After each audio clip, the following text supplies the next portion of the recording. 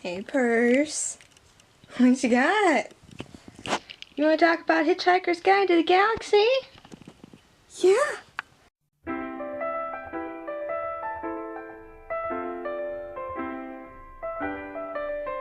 What's up, everybody? My name is Shannon and I am still waiting for my Seder. Today we are talking about none other than Hitchhiker's Guide to the Galaxy. And I really liked this book. For some reason I'd always associated it with like, dude, where's my car? So I never actually wanted to read it. I'm just like, I'd rather not. But a good friend of mine recommended it to me. He's like, hey, I think you'd really like this. It's a quick read. You should check it out. So I was like, hey, why not? Tends to happen a lot with me, and surprisingly, I did really like it. I thought it was funny, it was silly, it was just a lot of fun and like a blast to read. I only gave it a 3 because the overall story didn't really do it for me, but I love, you know, all the references that you can get from it and that it really sparks like ideas and new thoughts, and I love the commentary behind it, and I also really like that now I realize that there's all of these references to this book all around me that I'd never noticed before, and now I get to experience them kind of like with Star Wars, so it's good for me. And for that reason, I do think everyone should read this book, because a big part of our culture, even if you don't realize it, and once you've read it, you see that it's just everywhere, and I feel like you're not doing your part if you haven't read this book, because then you really understand what's going on around you.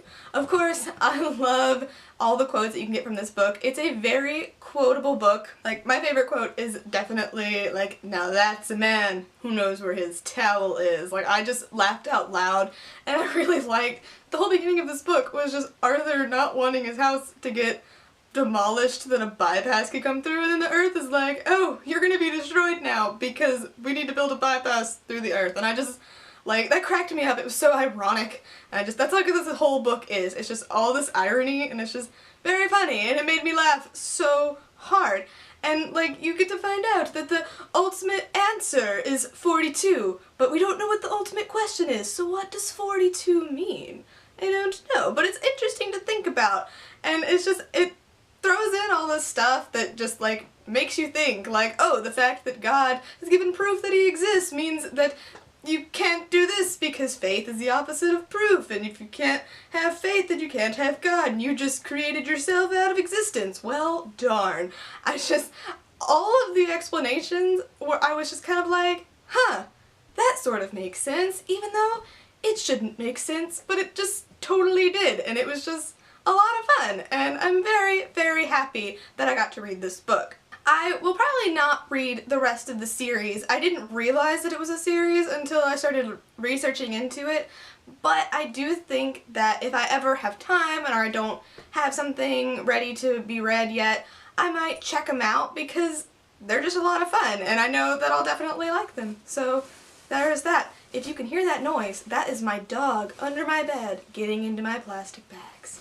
So, what's next for me? I am currently listening to 172 Hours on the Moon. I know absolutely nothing about this book. I just learned from, like, starting it that it's actually from, like, a different country and was translated into another language, and that makes sense because the writing's kind of disjointed and I can't decide if I like it or not. It's supposed to be scary.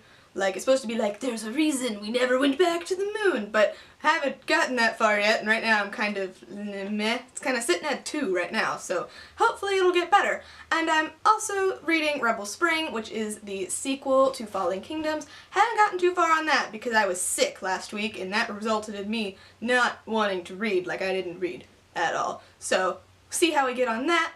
Everything I got for you today, guys. I'll see you next time. Bye!